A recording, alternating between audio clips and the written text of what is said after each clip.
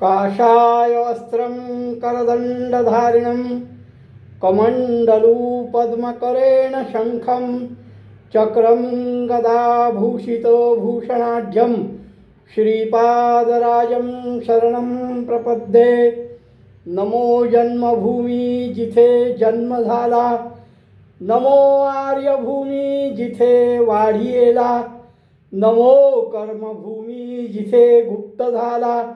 नमस्कार माझा सद्गुरु दत्तात्रयाला, अवधूत चिंतन श्री गुरुदेव दत्त। साधकांनो, काल आपण बघितलं एक ब्राह्मण मुनी नरसिंह सरस्वतींकडे आला होता आणि मला तुम्ही अनुग्रहित करा, तुम्ही मला ज्ञान द्या, अशा प्रकारची विनंती त्यांना केल्यानंतर नरसिंह सरस्वती हसले होते। त्याला म्हणाले, तुला मुनी बनवलं कोणी? तुझा गुरु कोण? का तू स्वतःच मुनी झालास?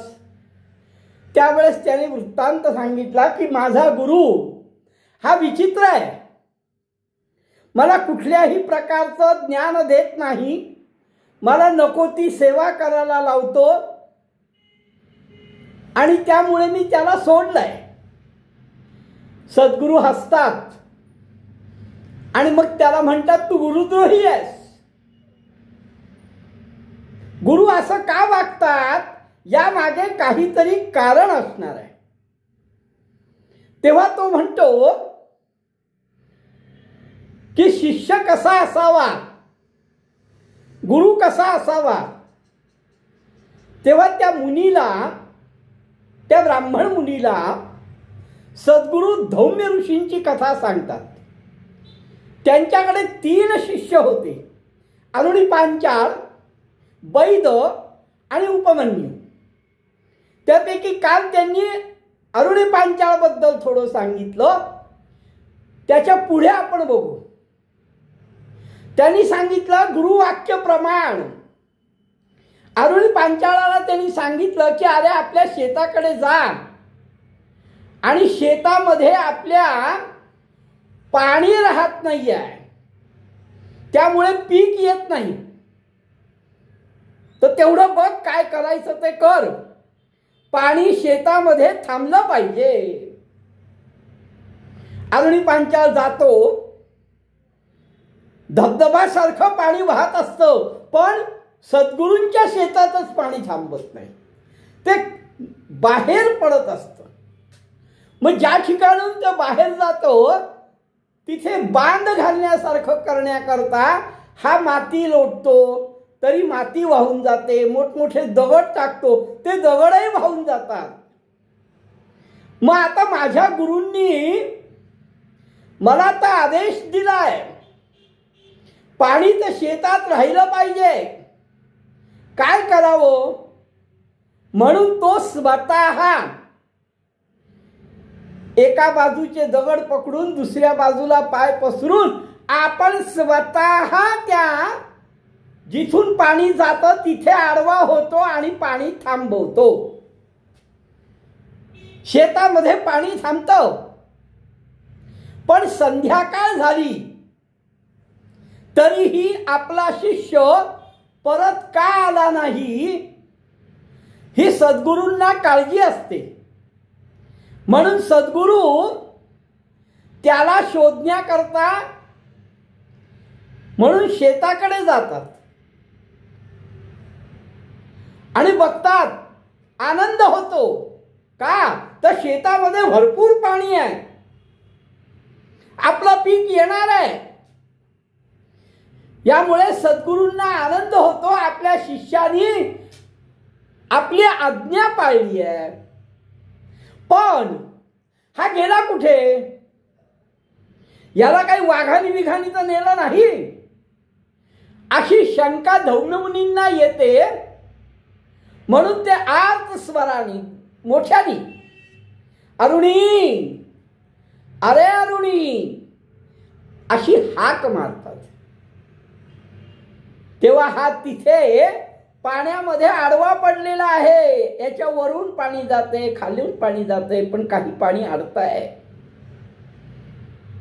सद्गुरू मी इथे आहे, गुरुवर्य मी इथे आहे, पाणी अडवतोय. धौम्यमुनी जातात. गुरु आल्यानंतर तो ताडकन उभा राहतो, सद्गुरूंना नमस्कार करतो.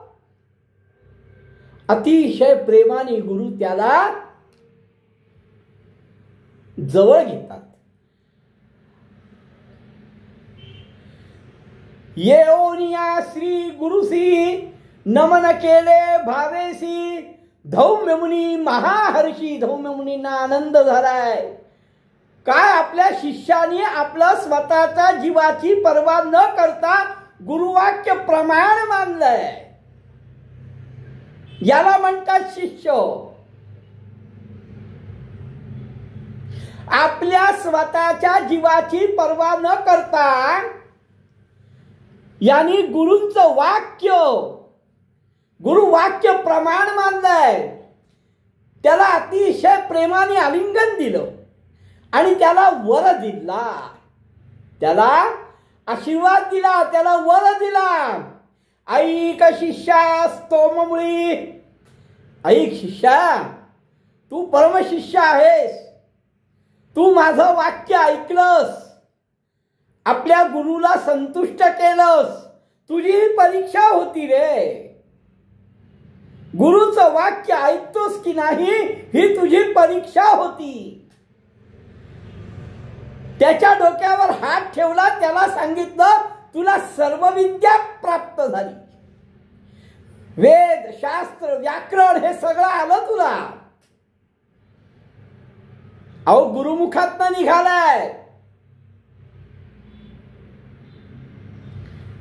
तत्क्षणी त्याच क्षणाला हा अरुणी विद्यावंत झाला आणि अतिशय भक्तिपूर्वक अंतःकरणाने सद्गुरूंना त्यांनी साष्टांग नमस्कार केला. कृपामूर्ती धौम्यमुनी त्याला आश्रमात घेऊन गेले आणि त्याला निरोप दिला. त्याला सांगितलं आता तू जा, तुझ्या घरी जा, तुला सर्व विद्या प्राप्त झाली आहे, तू ज्ञानवंत झालायस, तू जा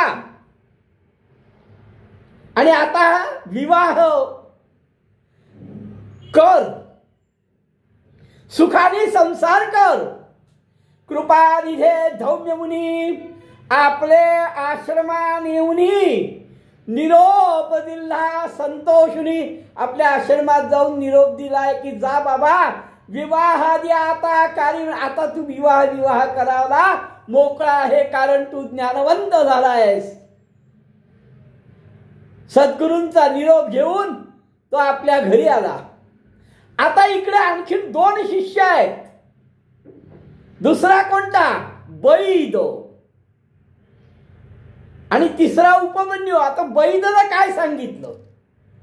बैद शिष्याला, हा बैद शिष्य सद्गुरूंची अतिशय निष्ठेने सेवा करायचा, पण त्याच्या मनामध्ये खरंच गुरूंविषयी आस्था आहे का, गुरूंविषयी प्रेम आहे का, हे सद्गुरूंनी बघायचं ठरवलं. म्हणून त्याला म्हणाले, अरे बैद, मी तुला सांगतो ते ऐकशील का? बैद म्हणाला, आपली आज्ञा. म्हणे मग असं कर, शेताकडे जा. त्या अरुणी पांचाळामुळे पीक आलंय, जोपर्यंत ते व्यवस्थित येत नाही तोपर्यंत त्या पिकाची राखण कर आणि मग ते धान्य आपल्या घरी घेऊन ये, आपल्या आश्रमात घेऊन ये. त्याला काय दिलं? एक रेडा दिला, एक रेडा दिला आणि एक गाडा दिला. बैद शेताकडे झाला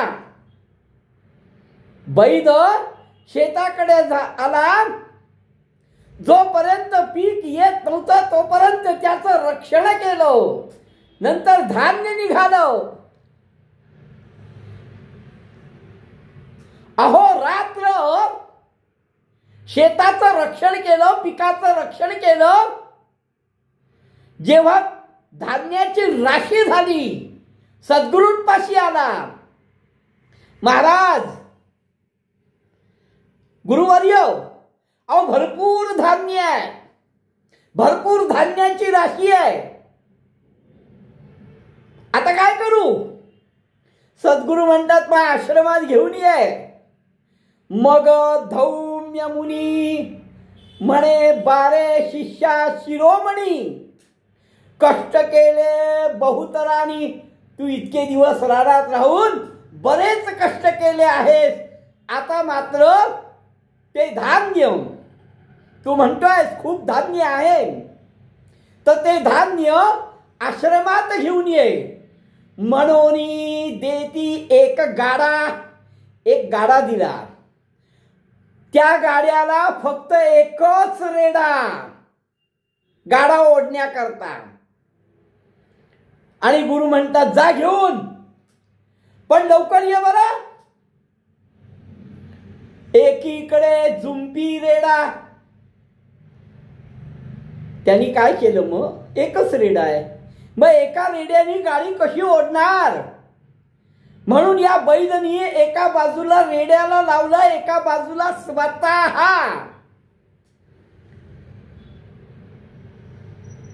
आणि तो गाडा ओढायला लागला. धान्य भरलाय, गाडा खचाखच भरलेला आहे, भरपूर धान्य आहे. एका बाजूला रेडा लावला, एका बाजूला स्वतः आहे. 2 खंडी धान्य आहे बरं. आता रेडा असतो, त्याला ओढायची सवय, तो जोरात पळतोय. रेडा चाले शीघ्रेशी, रेडा जोरात चालतोय.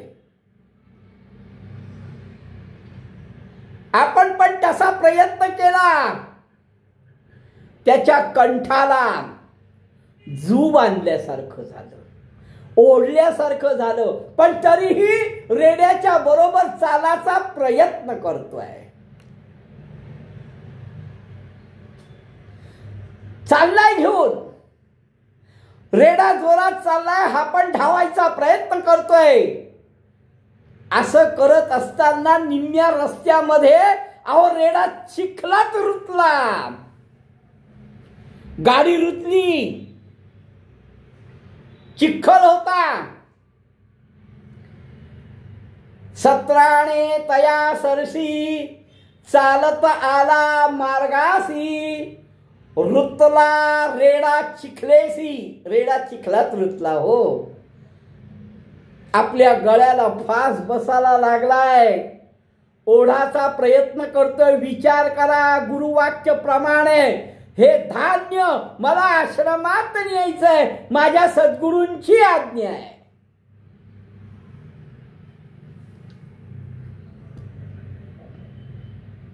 रेडाचा चिखलात रुतलाय.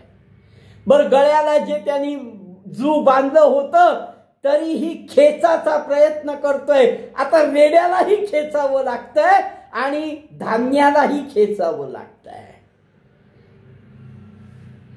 गळफास बसल्यासारखं झालं. रेडा चिखलात रुतलाय. विचार करतो, आता काय करू? आपल्या स्वतःच्या गळ्याला फास बसतोय. मग शेवटी असा विचार केला की आता रेड्याची गरज नाही, कारण रेडा आता गाडा ओढू शकत नाही, तो चिखलात बसून गेलाय. म्हणून रेड्याला सोडून दिलं आणि चिखलातनं गाड्याला काढलं. त्याचा प्रयत्न करायला लागला, ओढायला लागला. तसतसा त्याच्या गळ्याला तो फास आवळायला लागला. सोडोनिया रेड्यासी काढिले शिष्ये गाडियासी. रेड्याला काढून गाडा रेड्याला जुगूतनं काढून घेतलं आणि गाडा मोकळा केला आणि आपल्या गळ्याला बांधून पडून प्राण त्याची उपाहे. प्राण जायला लागला हो. अहो गळ्यालाच फास बसलाय आणि आता प्राण जाईल का काय. पण तरीही गुरु इच्छा, गुरु वाक्य प्रमाण, गुरु आज्ञा ओढायचंच. काहीही झालं तरी हा गाडा ओढायचाच. एवढं होतात तर समोर धौम्य मुनी आले. त्या शिष्याची ती अवस्था पाहून काय माझ्या वाक्याकरता, माझ्या आज्ञेकरता अहो याचा प्राण कंठाशी आलाय तरी हट्ट सोडत नाहीये. त्यांच्या मनामध्ये त्याच्याविषयी प्रचंड कृपा निर्माण झाली. इतुके होता निर्वाणी सन्मुख पावला धौम्य मुनी. तया शिष्याते पाहोनी कृपा अधिक उपजली. पहिले तर त्याच्याविषयी कृपा होतीच, पण ही परिस्थिती बघितल्यानंतर सद्गुरूंना त्याच्याविषयी अजून कृपा निर्माण झाली. त्या गळफासातनं शिष्याला सोडवलं, त्याला आलिंगन दिलं, त्याला त्या झूमधनं सोडवलं, त्याला कवटाळलं, त्याच्यावर प्रेमाचा वर्षाव केला, कृपा केली आणि करुणा वचनाने त्याला आशीर्वाद दिला.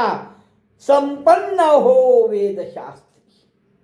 वेदशास्त्रामध्ये तू संपन्न हो, तू पारंगत हो, तुला सर्व वेद विद्या प्राप्त हो.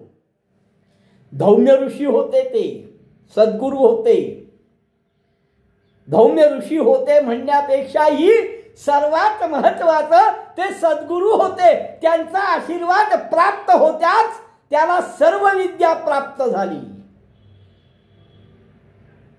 त्याला आश्रमात नेला आणि त्यालाही निरोप दिला.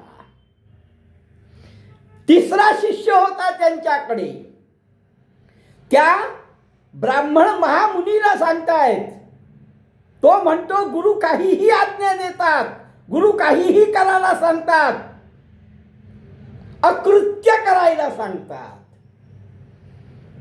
तेव्हा त्याला या 3 शिष्यांची कहाणी सांगतायत.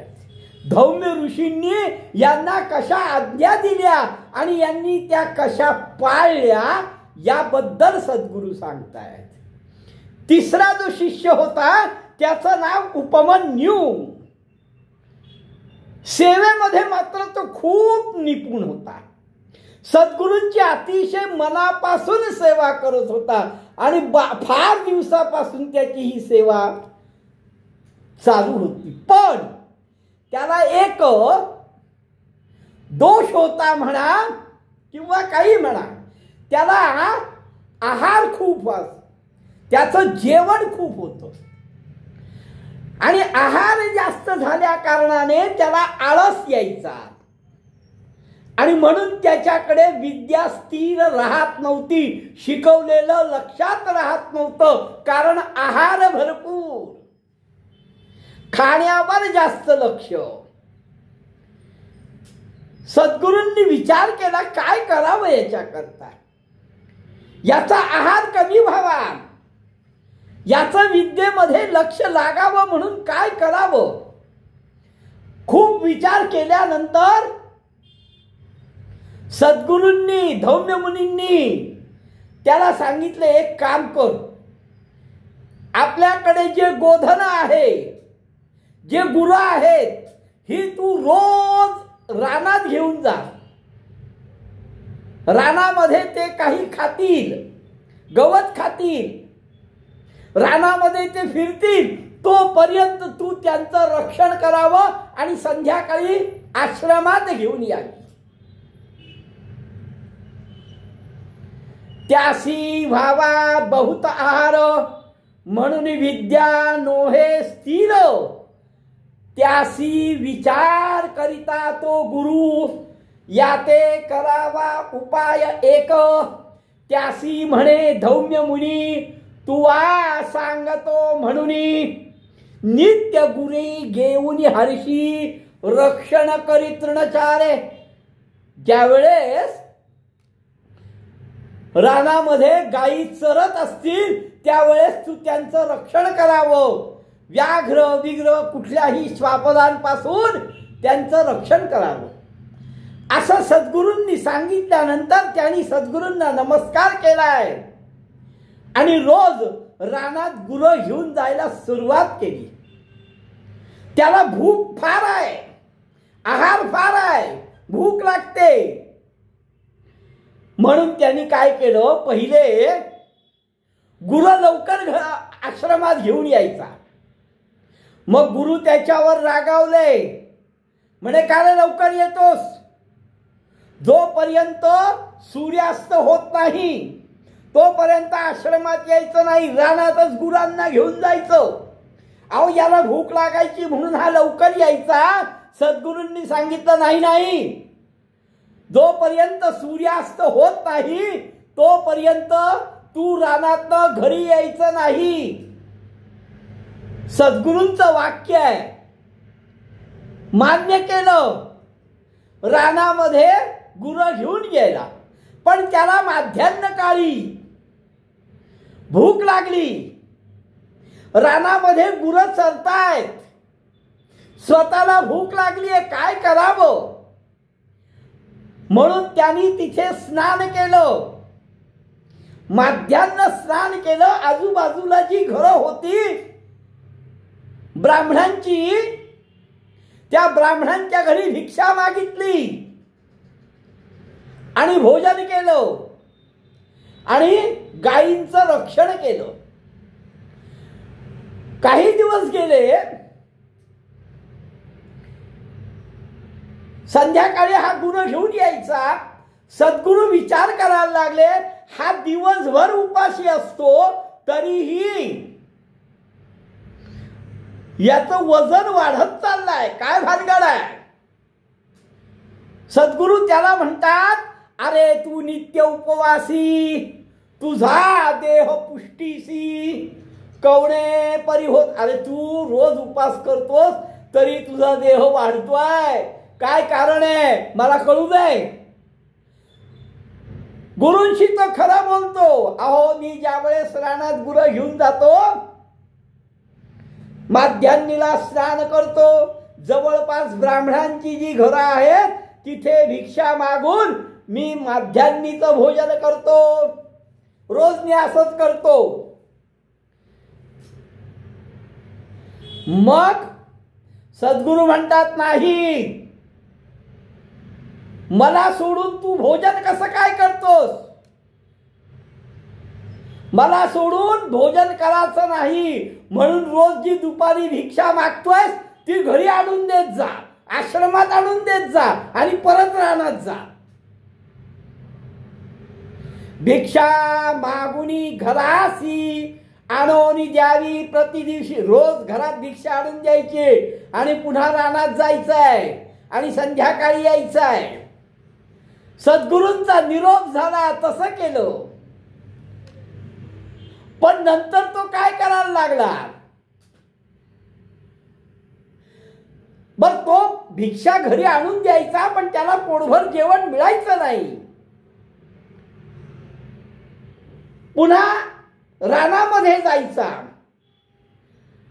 नित्य भिक्षा वेळ दोन वेळा भिक्षा मागायला लागला. मग एक वेळची भिक्षा आश्रमात आणून द्यायचा आणि एक वेळची भिक्षा स्वतः भक्षण करायचा. नित्य भिक्षा वेळ दोन्ही. पहिली भिक्षा देऊनी सदनी, पहिली भिक्षा घरी द्यायची आणि दुसरी आपण खायचा. यालाही काही काळ गेला. सद्गुरू म्हणतात, अरे हा वाढतोच आहे, काय भानगड आहे? पुन्हा त्याला विचारतात, त्यावेळेस तो म्हणतो, सद्गुरू मी 2 वेळेला भिक्षा मागतो. सद्गुरू म्हणतात, नाही नाही, 2दा भिक्षा मागायची नाही. तो म्हणतो, माझी भूक भागत नाही म्हणून मी 2 वेळेला भिक्षा मागतो. 1 वेळची घरी आणून देतो, 1 वेळची स्वतः भक्षण करतो. मग सद्गुरू त्याच्यावर रागावतात, म्हणे अरे वेड्या, 2 वेळची भिक्षा मागायची नाही आणि जरी मागत असतील तरी तीही घरी आणून द्यायची. सद्गुरूंनी सांगितलं, गुरु आज्ञा पालन, तो 2 वेळा भिक्षा मागून 2ही वेळाची घरी आणून द्यायला लागला. गुरांबरोबर रानात आहे, 2 वेळा भिक्षा मागून घरी आणून दिली आहे. भूक लागली आहे, काय करावं? त्यावेळेस त्यांनी बघितलं, एक वासरू गाईचं दूध पित होतं. बर, वासरू सडाला तोंड लावून गाईचं दूध पित असताना त्या वासराच्या मुखातनं जे उष्ट दूध खाली पडत होतं, तो विचार करतोय हे जमिनीवर पडणारं दूध आहे, हे वाया जाणार आहे. तो ते प्यायला लागला. सद्गुरूंनी विचारलं, का रे बाबा, अजूनही तुझं शरीर कसं वाढतंय? तो म्हणतो, गाईच्या सडाला वासरू तोंड लावून दूध पित होतं, त्याच्या तोंडातनं जे दूध गळत होतं ते मी प्यायलं. सद्गुरू म्हणे, उष्ट खाऊ नये, तू ब्रह्मचारी आहे आणि ब्रह्मचार्यानी असं उष्ट खाऊ नये. अरे उष्ट खाल्ल्याने मंद होशील, मतिहीन होई उच्छिष्टेशी. हे उष्ट खाण्याला दोष फार आहेत. ऐकोन म्हणे शिष्याशी धौम्य मुनी, मतिहीन होशी उच्छिष्टेशी. उच्छिष्ट खाल्ल्याने मतिहीन होशील, दोष आहे बहुवसी. त्यामुळे आजपासून उच्छिष्ट दूध पिऊ नको, मंदमती होशील. तेही मान्य केलं. दुसऱ्या दिवशी रानात गेला. गुरं रानात चरतायत. 2 वेळा भिक्षा मागून घरी आणून देतोय. गाईचं वासरू दूध पिताय, पण ते उष्ट पडतायत, ते प्यायचं नाही, सद्गुरूंनी सांगितलंय. काय करतो? भूक तर लागली आहे. तेव्हा तिथे झाडं होती. त्या झाडांमध्ये एक रुईचं झाड होतं आणि त्या रुईच्या झाडातनं तुटलेल्या फांदीतनं दुधासारखा चीक पडत होता. त्यांनी बघितलं. म्हणे, बरवे असे क्षीर, हे बरोबर आहे, हे काही उष्ट नाही आहे. मग त्यांनी एक पान तोडलं, त्याचा द्रोण बनवला, त्याच्यामध्ये ते घेऊन प्यायला. पण ते करत असताना त्या रुईच्या पानातला चिकाचा एक थेंब त्याच्या डोळ्यात गेला आणि तो आंधळा झाला.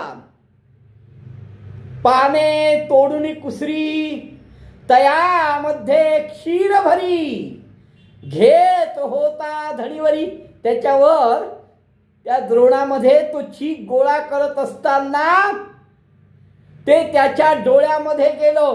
देणे गेले नेत्र दोन्ही डोळे गेले, कारण तो रुईच्या पानाचा चीक त्याच्या डोळ्यात गेल्यामुळे त्याचे 2 डोळे गेले. आंधळा झाला. रानो मान भटकायला लागला. त्याला डोळ्यांनी त्याची गुरही दिसेना. अतिशय चिंता करायला लागला. अरे अरे अरे, आता हे काय झालं? माझी गुरं कुठे गेली? माझ्या सद्गुरूंची गुरं कुठे गेली? खूप चिंता करायला लागला. डोळे नाहीत, पण आंधळा असून सुद्धा त्याला चिंता आहे त्या सद्गुरूंच्या गुरांची. आणि तो सैरा वया धावत धावत एका आडामध्ये विहिरीमध्ये पडला. विहिरीत पडल्यानंतर तो चिंता करतोय. पडोन या आडात चिंता करी हो अत्यंत. आता गुरे गेली सत्य बोल गुरुसा आता मज. अरे अरे अरे अरे अरे काय हे? माझ्या भुकेमुळे माझ्या गुरूंची माझ्या सद्गुरूंची गोधन नाहीस झालाय. सद्गुरूंचे बोल मला लागतील. सद्गुरूंची अवकृपा माझ्यावर होईल. त्याला आंधळा झाल्याचं वाटत नाहीये, पण त्याला सद्गुरूंची गोधन गेल्याचं प्रचंड दुःख होत आहे. मनामध्ये अत्यंत चिंता करतोय, व्याकुळ झालाय. काय हे माझ्या हातून घडलं? किती हे अघोर पाप घडलंय? असा चिंता करत तो आडामध्ये पडलाय. पुढे काय होतं? सद्गुरू त्याला भेटतात का? त्यांचं गोधन त्यांना मिळतं का? हे आपण उद्या बघू. अवधूत चिंतन श्री गुरुदेव दत्त.